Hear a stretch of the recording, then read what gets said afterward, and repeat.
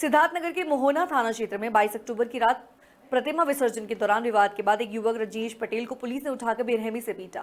4 सिपाही उसे बाइक पर बैठाकर कहीं ले गए और सड़क किनारे फेंक दिया। गंभीर हालत में रजनीश को बर्डपुर सामुदायिक स्वास्थ्य केंद्र में, मेडिकल कॉलेज सिद्धार्थनगर, फिर गोरखपुर और लखनऊ भेजा गया।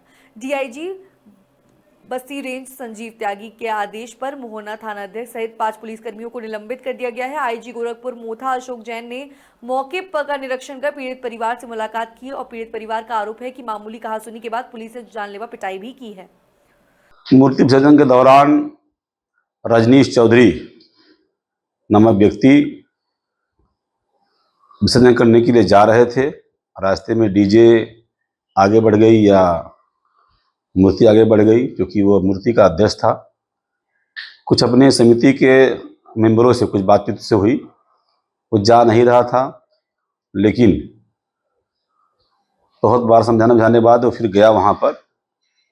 लेकिन ये जो चंपापुर मूर्ति बैठी थी, ये मूर्ति अलीगढ़ थाने में आती है, कपिलवस्तु थाने में।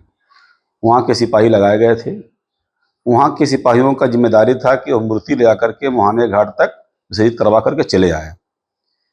पता नहीं कहाँ से बीच में मुहाने थाने की 4 पुलिस पहुंची और उन बच्चों से उलझ करके उठा करके ले करके थाने पे के लिए निकली। लेकिन रास्ते में कौन सी कारण हुआ कि इस लड़के को इन 4 सिपाहियों ने बर्बरतापूर्वक मारपीट करके पंप के सामने फेंक दिया। ये बात संज्ञान में आया। मैंने तत्काल उस परिवार से मिलने के बाद मैं जिलाधिकारी महोदय से शाम को समय लिया।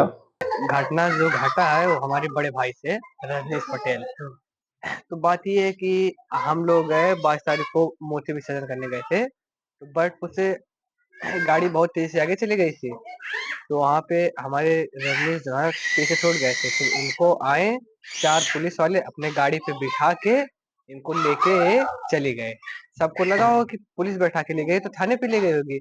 फिर मूर्ति विसर्जन करके वापस लौटते समय रजनीश को, हमारे बड़े भाई को, भारत पेट्रोल पंप के सामने रोड के किनारे देखा गया। वहाँ पे पड़े थे रोड के किनारे, बहुत ही घायल स्थिति में, बहुत ही नाजुक स्थिति में। जैसा कि अभी मैंने आपको विस्तार से बताया, रजनीश चौधरी को चोट लगी है और रजनीश पटेल को, और उनका इलाज चल रहा है। और उनके मामले में हमने आज सुबह से, बल्कि कल रात से ही हमारे डीआई साहब यहाँ आ गए थे और काफ़ी विस्तार से छानबीन की गई।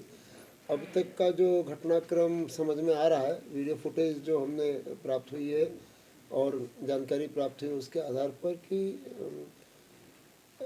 विसर्जन के दौरान 22 की रात में एक ट्रैक्टर को लेकर कहीं समिति में विवाद था। ट्रैक्टर की चाबी निकाल दी गई। उसको सुलझाने के लिए 4 पुलिसकर्मी इनको लेने गए। जहाँ पर भी थोड़ा विवाद हुआ, इनको बाइक पर बिठा कर ले आए और रास्ते में ये फिर बाद में गिरे हुए पाए गए बेहोशी की हालत में। इनके गांव वालों ने इनको वापसी में, विसर्जन के बाद वापसी में देखा, अस्पताल पहुंचाया और इलाज की प्रक्रिया शुरू हुई। लेकिन जो इस पूरे प्रकरण में इनको चोट कैसे लगी, क्यों लगी, अगर इनको मदद के लिए ले जाया गया था तो इनके साथ क्या हुआ, क्यों वहाँ वो गिरे हुए पाए गए, ये सारे पहलू है